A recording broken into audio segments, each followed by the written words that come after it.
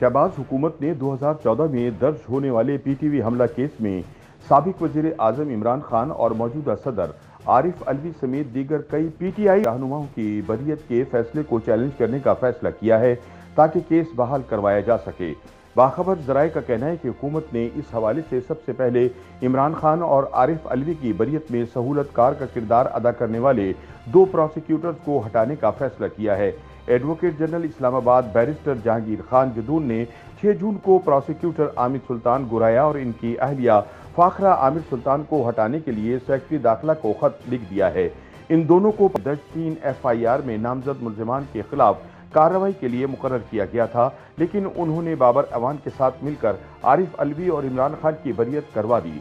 याद रहे कि 2014 में नवाज शरीफ हुकूमत के खिलाफ इमरान खान के धरने के दौरान पार्लियामेंट हाउस और पीटीवी पर हमले किए गए थे।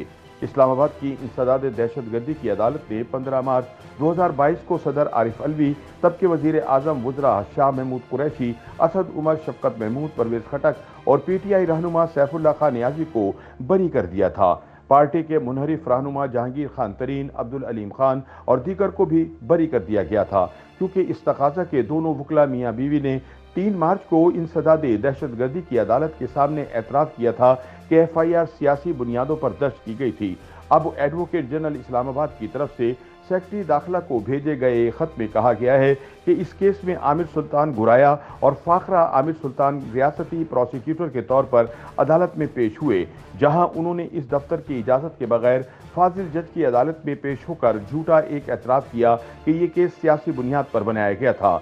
इसके अलावा उन्होंने मेरिट पर मुकदमात के हवाले से भी बहस नहीं की।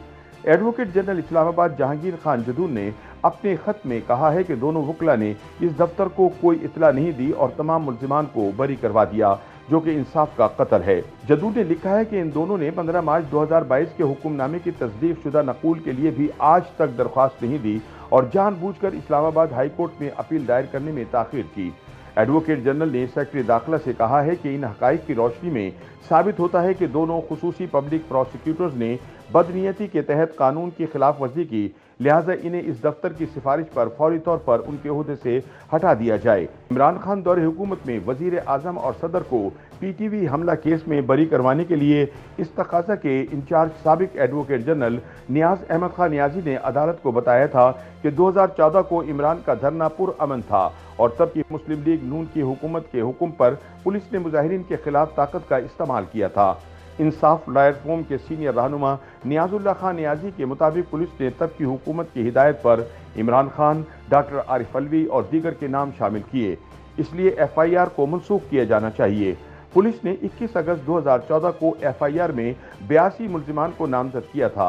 FIR में इल्ज़ाम लगाया गया था कि 3 अफराद हलाक और 26 जख्मी हुए, जबकि 60 मुजाहिरीन को गिरफ्तार किया गया। इस तकाजा ने अपना मुकदमा कायम करने के लिए 65 तस्वीर, लाठियां, कटर वगैरह अदालत में जमा कराए थे। इस तकाजा का मौक़िफ़ था कि एहतिजाज पुरअमन नहीं था। पीटीआई और अवामी तहरीक के कारकुनों ने पार्लियामेंट हाउस और वजीर आजम हाउस की तरफ मार्च किया और शाहराह दस्तूर पर तैनात पुलिस के साथ इनकी झड़प हुई थी। इंसदाद दहशतगर्दी की अदालत ने इमरान खान, आरिफ अलवी और दर्जनों दीगर तहरीक इंसाफ के कायदीन और वर्कर्स को नवंबर 2014 में इश्तहारी मुजरिम करार दिया था, क्योंकि वो समन और वारंट गिरफ्तारी जारी होने के बावजूद अदालत में पेश नहीं हुए थे। जुलाई 17 में अदालत ने इन्हें मफरूर करार दिया था और इनकी मनकूला और गैर मनकूला जायदादों को जब्त करने का अमल शुरू किया था। इमरान खान समेत पीटीआई के रहनुमा इन मुकदमात में मफरूर रहे और अक्टूबर 2017 में इंसदाद दहशतगर्दी की अदालत की जानिब से जायदादें जब्त किए जाने से कबल उन्होंने सरेंडर कर दिया था। बाद मार्च 2020 में इमरान और आरिफ अलवी समेत दर्जनों पीटीआई रहनुमाओं और कारकुनान को बरी करवा दिया गया था।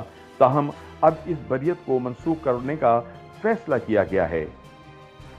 YouTube पर गूगली न्यूज देखने के लिए youtube.com की सर्च बार में गूगली न्यूज TV टाइप करें। गूगली न्यूज के पेज पर सुर्ख रंग के सब्सक्रिप्शन वाले बटन पर क्लिक करना ना भूलिए। YouTube पेज पर अपलोड होने वाली वीडियोस से बाखबर रहने के लिए बेल आइकन पर क्लिक कीजिए। आपको हर नई वीडियो के बारे में नोटिफिकेशन मौसूल हो जाएगा।